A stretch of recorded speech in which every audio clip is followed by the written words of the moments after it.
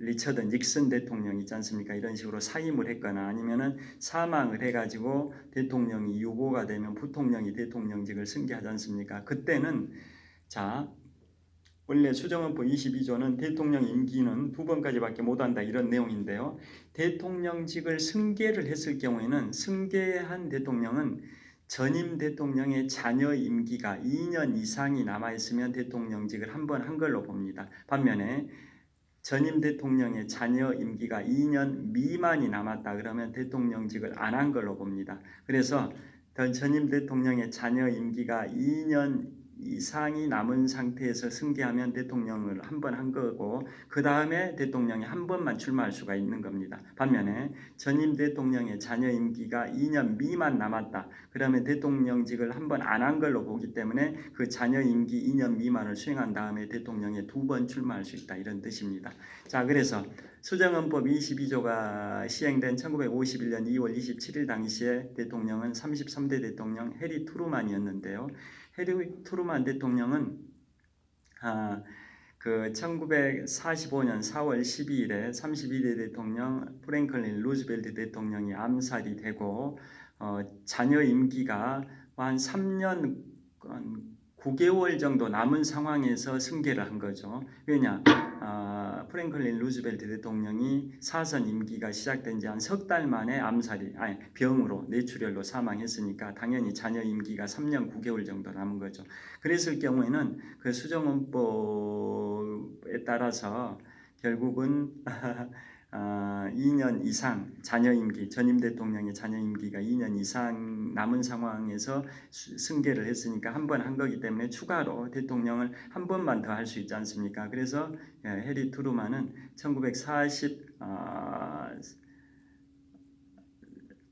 1948년 대통령에 출마해서 당선이 된 거죠. 그래서 그 한 번만 할 수 있을 것 같지만 수정헌법 22조에 단서가 있었습니다. 수정헌법이 시행되는 1951년 2월 27일 당시에 현직 대통령에게는 이걸 적용하지 않는다라는 조항이 있어서 1952년 대통령 선거에서 해리 트루만이 또 출마를 할 수 있었는데 그냥 출마를 안 했습니다. 민주당에서 다른 후보가 출마했는데 결국 공화당의 2차 세계대전의 영웅이었던 드와이트 아이젠하워가 공화당으로 대통령에 당선돼서 34대 대통령에 당선이 되는 바람에 민주당 정권은 20년 역사를 마감을 하게 됐었습니다. 해리 트루만 대통령이 1952년에 출마를 했으면 공화당의 드와이트 아이젠하워하고 경쟁해서 어떻게 됐을지는 모르겠지만 출마할 수 있었는데도 불구하고 출마하지 않았었다라는 겁니다. 자, 그 다음에 태컴스의 저주의 마지막 7번째 희생자가 1960년에 당선된 35대 대통령 존 F 케네디 대통령입니다. 다 잘 아시다시피 미국의 역대 대통령 중에 최연소 당선된 대통령입니다. 존 F 케네디 35대 대통령이 1917년생이니까 1960년에 당선될 때 43세의 나이로 당선이 돼서 미국의 헌정 역사상 지금도 미국의 헌정 역사상 최연소 당선자입니다. 1960년 43세의 나이로 당선이 됐습니다. 그런데 당선된 대통령 중에서는 최연소인 43세에 당선이 됐는데요. 승계 대통령 중에 최연소자는 42세에 승계했던 26대 대통령 시어도어 루스벨트입니다. 자, 아까 태쿰스의 저주의 네 번째 희생자가 1900년에 재선된 25대 대통령 윌리엄 맥킨리라고 말씀드렸는데요. 윌리엄 맥킨리가 재선 임기가 시작된 지 6개월 정도 된 시점인 1901년에 뉴욕주의 북서부 버펄로에서 암살이 될 때 암살되고 나서 부통령이었던 시어도어 루즈벨트가 대통령직을 승계했는데요. 그때 승계할 때 나이가 42세였습니다. 그러니까 승계든 당선이든 통틀어 가지고 최연소는 1901년에 대통령직을 승계했던 26대 대통령 시어도어 루즈벨트가 42세에 승계해서 최연소고 당선된 걸 기준으로 하면 승계가 아니라 당선된 걸 기준으로 하면 43세였던 1960년 43세로 43세로 당선된 35대 대통령 존 F 케네디가 최연소 당선된 대통령이다라는 겁니다. 존 F 케네디는 한 1961년 1월 20일에 대통령에 취임하고 취임한 지 2년 9개월 만인 1963년 11월 22일 텍사스주 댈러스에서 오스월드의 총탄을 맞고 암살됐고, 아까 말씀드린 것처럼 테콤스의 저주의 두 번째 희생자인 16대 대통령 에이브러햄 링컨과 테콤스의 저주의 일곱 번째 희생자인 존 F 케네디는 공통점이 100가지가 있는데 아까 10여 가지를 대표적으로 말씀을 드렸었습니다.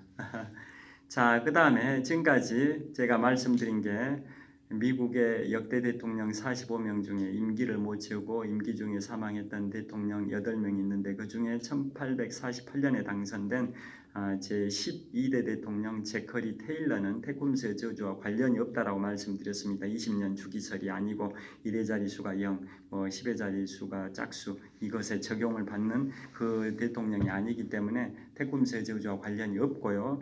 그에 반해서 나머지 7명의 대통령은 1840년에 제9대 대통령에 당선된 윌리엄 해리슨으로부터 1960년에 제35대 대통령으로 당선된 존 F 케네디까지 120년 동안 20년 간격으로 당선된 7명의 대통령이 바로 임기를 못 채우고 임기 중에 사망했던 그 사건의 원인이 된 저주가 바로 1813년 10월 5일 미영 전쟁의 북부 전투였던 테임즈 전투에서 발생된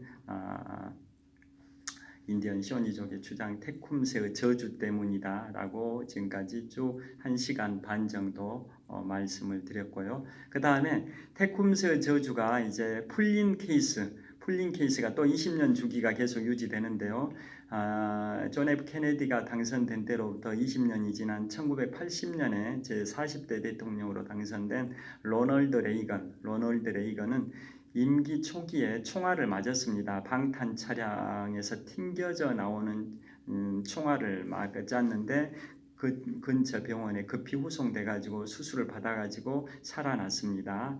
그때 같이 총을 맞았던 사람이 백악관 대변인도 있고 백악관 보좌관도 있고 그 다음에 또 누가 경호원도 있었었는데요. 자, 그래서 그 중에 한 사람은 평생 휠체어 생활을 했을 정도로 엄청나게 큰 중상을 입었던 인물도 있었습니다. 백악관의 대변인, 그 다음에 백악관의 경호원, 그 다음에 보좌관, 이 3명 중에 제 기억으로는 백악관 대변인으로 기억을 하는데요.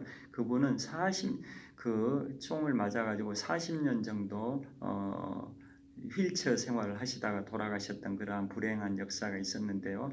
그 당사자였던 40대 대통령 로널드 레이건은 잘 아시다시피 미국 할리우드 영화 배우 출신인데 50여 편의 영화에 출연했던 인물이긴 하지만 히트친 영화는 한 편도 없다고 알고 계시죠. 그 다음에 캘리포니아 주지사까지 하기도 했고 베트남 전쟁 당시에 청년들이 월남전 베트남 전쟁 파병 반대 시위를 하니까 캘리포니아 주 샌프란시스코에 있었던 바로 그 세계적인 주립대 UC 버클리 대학생들이 강렬하게 시위를 하니까 주방위군 캘리포니아 주방위군까지 출동시켜 가지고 시위를 진압했던 그 당시 캘리포니아 주지사가 바로 로널드 레이건인데 나중에 1980년에 제40대 대통령에 당선이 되는데요. 자, 이분은 그 방탄 차를 타려고 하는데 총알이 방탄 차량을 맞고 튕겨져 나온 총알을 맞았는데 급히 근처 병원으로 호송이 돼가지고 살아났습니다. 그런데 그게 테쿰스의 저주가 있었던 그 1813년, 그러니까 지금부터 211년 상황에 의학 기술이라면 사망을 했을 텐데 1900년 1981년 무렵에 그 사고가 났는데요. 암살 시도가 있었는데요. 그때 의학 기술이 발달되다 보니까 살아난 거지. 테쿰스의 저주가 있었던 1813년 그 당시의 의학 기술이었다면 살아나지 못했을 거다라는 의견들도 있고요. 또 한편으로는 로널드 레이건이 1989년 초에 퇴임하고 퇴임한 지 5년 후인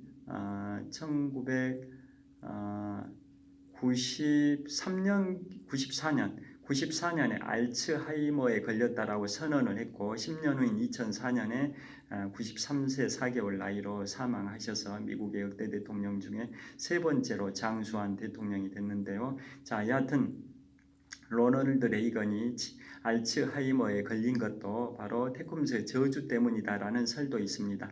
그런데 반대 의견도 있습니다. 결국은 살아났던 이유가 총알을 맞고도 살아난 이유가 바로 미국의 역대 대통령 중에 인디언들한테 가장 우호적 정책을 펼쳤기 때문에 테쿰스의 저주에서 풀렸다라는 설도 있습니다. 왜냐하면 로널드 레이건 대통령 시절에 인디언들한테 그 카지노업을 할 수 있는 영업 허가권을 줬습니다. 로널드 레이건 대통령 시절에 아메리칸 인디언들한테 카지노업을 할 수 있는 그 허가 영업권을 줬던 게 있어서 테쿰스의 저주에서 풀려났다. 인디언들한테 가장 우호적 정책을 펼쳤던 역대 대통령이기 때문에 테쿰스의 저주에서 풀려났다라는 의견도 있습니다. 그게 바로 1980년에 40대 대통령에 당선되고 테쿰스의 저주에서 풀린 첫 번째 케이스고요. 두 번째 케이스가 그로부터 20년 후인 2000년, 새천년에 당선된 제43대 대통령 아들 부시, 조지 워커 부시 대통령인데요. 2000년이니까 1의 자릿수가 0으로 끝나고 10의 자릿수가 0이라는 짝수인 연도에 당선이 됐기 때문에 이 역시 테쿰스의 저주에 해당되는 연도인데요. 아들 부시 대통령, 43대 아들 부시 대통령, 조지 워커 부시 대통령은 취임했던 초년도인 2001년 9월 11일, 9.11 테러가 있었고 그 다음 연도인 2002년도 우리 한일 월드컵 시기이기도 하고 제가 마라톤을 시작했던 지금부터 22년 전 상황 2002년도 그때 프레첼이라는 과자를 먹다가 기도가 막혀가지고 의식을 잃었었는데 급히 응급 시술을 받아가지고 살아났습니다. 그 다음에 2005년도에는 대통령 재선이 된 임기 시작이죠. 2004년에 재선이 되고 2005년도에 재선 임기가 시작됐는데 그때는 야외 정치 행사에서 정치 연설을 하고 있는데 어떤 테러범이 수류탄을 투척했는데 아들 부시 대통령 앞에 30m 지점에서 떨어졌는데 불발탄이어가지고 살아났습니다. 물론 폭발했다 할지라도 30m 거리니까 살아났을 수도 있는데요. 여하튼 아들 부시 대통령도 테쿰스의 저주에서 풀려난 두 번째 케이스입니다. 테쿰스의 저주에서 풀려난 첫 번째가 1980년에 당선된 40대 대통령 로널드 레이건이고 테쿰스의 저주에서 풀려난 두 번째 케이스가 2000년에 당선된 43대 대통령 아들 부시 즉 조지 워커 부시 대통령이고요. 그로부터 20년 후인 2020년에 당선된 인물이 바로 현재 미국 대통령 46대 대통령 조 바이든입니다. 그러니까 조 바이든 대통령께서 지금부터 4년 전인 2020년에 제46대 대통령이 당선이 됐는데요.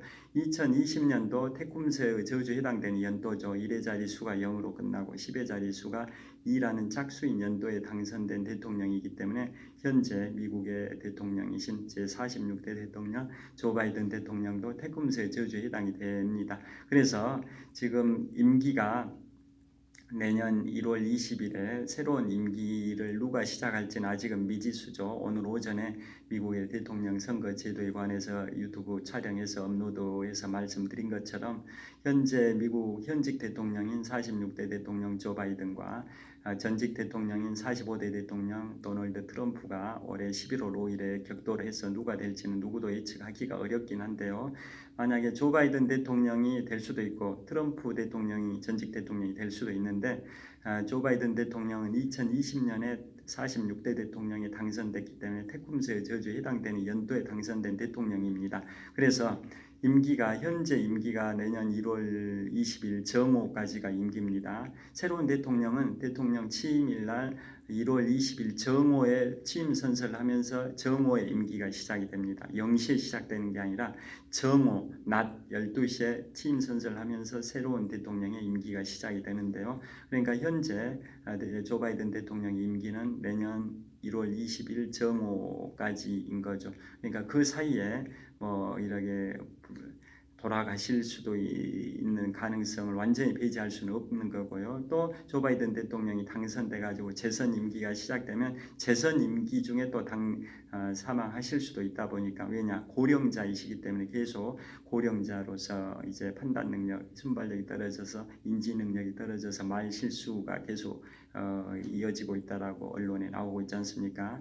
조 바이든 대통령은 고령 리스크, 도널드 트럼프는 사법 리스크가 있어서 둘 다 리스크가 있는 걸로 계속 언론 보도가 나오고 있지 않습니까? 그래서 태꿈스의 저주에 해당되는 2020년에 당선되신 조 바이든 대통령께서 현재의 임기인 내년 1월 20일 정오까지 무슨 일이 있어서 임기 중에 사망하실 수 있는 리스크, 또 당선이 된다 할지라도, 재선이 된다 할지라도 재선 임기 중에 임기를 못 채우고 사망하실 수 있는 리스크를 완전히 배제할 수 없다 보니까 태꿈스의 저주가 이제 풀리는 세 번째 대통령이 되실지, 아니면 태꿈스의 저주가 부활돼서 태꿈스의 저주가 다시 살아나서 임기 중에 사망하시는 대통령이 되실지는 누구도 예측할 수는 없는데요. 여하튼 조 바이든 대통령께서 1942년 11월 20일 생이시고, 도널드 트럼프는 1946년 6월 14일 생인가긴데요. 4살 차이이시죠. 조 바이든 대통령이 도널드 트럼프 대통령보다 4살 연장자이신데요. 두 분 다 고령이라는 것은 공통점이긴 한데, 도널드 트럼프보다 조 바이든이 4살 더 연장자이셔서 더 고령 리스크가 있고 말 실수가 계속 반복돼서 더 국민들이 걱정하고 있는 고령 리스크가 있다라는 거 다 아실 겁니다. 여하튼 태꿈스의 저주가 풀리는 세 번째 대통령이 되실지, 태꿈스의 저주가 부활되는 대통령이 되실지, 조 바이든 대통령님의 앞으로 앞날이 좀 걱정스럽긴 하는데요. 제 개인적으로는 조 바이든 대통령님께서 정말 건강하게 임기를 채우시고 또 재선도 되시고 재선 임기도 건강하게 수행하시고 퇴임하셔가지고 만수무강 오래오래 사시기를 간절히 기원드리겠습니다. 여하튼 오늘 현재 시각이 2024년 3월 13일 수요일 저녁 6시 25분입니다. 제가 2시간 가까이 촬영한 것 같은데요. 지금 용량이 다 돼가지고 이게 계속 촬영됐는지 좀 의문이긴 한데, 여하튼 오늘 이제 7시부터 강의를 시작합니다. 오늘은 야간 강의, 저녁 7시부터 밤 10시까지 3시간 강의가 있는데요. 오늘 오전에는 미국의 대통령 선거 제도에 관하여, 그 다음에 오후에는 보스턴 마라톤, 그 다음에 지금까지 태꿈스의 저주에 관하여 장시간 말씀드렸습니다. 지금부터 제가 한 달쯤 전인 2024년 2월 19일에 인문학서적 5번째로 출간했던 흥미진진한 미국사에 담겨있는 31가지의 매우 흥미로운 이야기 중에 3가지를 발췌해가지고 장시간 말씀드렸고요. 시청해 주셔서 감사합니다. 이제 봄이 시작이 됐습니다. 새봄 춘삼월에 다들 건강하시고 행복하시고 보람차시고 뜻깊은 나날 되시고요. 항상 건강과 축복이 함께 하시길 빌겠습니다. 장시간 시청해 주셔서 감사합니다. 지금까지 서울시 종로구 삼청동에 소재하는 한국금융연수원에서 독서하는 마라토너 박종필이었습니다. 자, 7시 야간 강의가 시작되는데요. 이제 강의 들어가도록 하겠습니다. 시청해 주셔서 감사합니다. 화이팅!